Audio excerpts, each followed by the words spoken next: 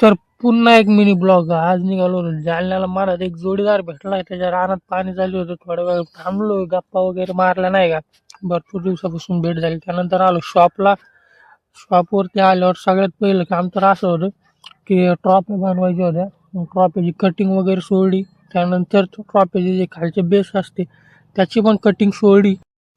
Cutting ॲक्रेलिकमध्ये सोडून दिली. त्यानंतर ॲक्रेलिकची कटिंग झाली. त्यानंतर MDFमध्ये एक डिझाईन होती. हे अशी डिझाईन होती. आपल्याला हे 50 कट करायची होती. त्यानंतर हे कट करायला सुरुवात केली.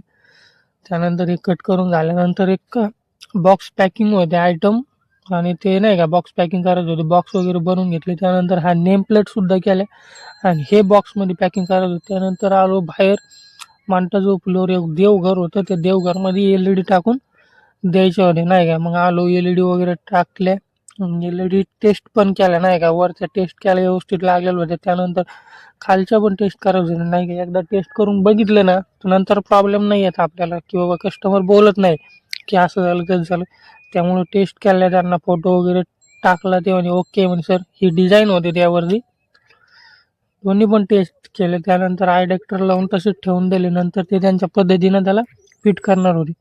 त्यानंतर आलो पंचशील प्लाऊडमध्ये. यांचा बोर्ड आहे ना बंद पडेल होता.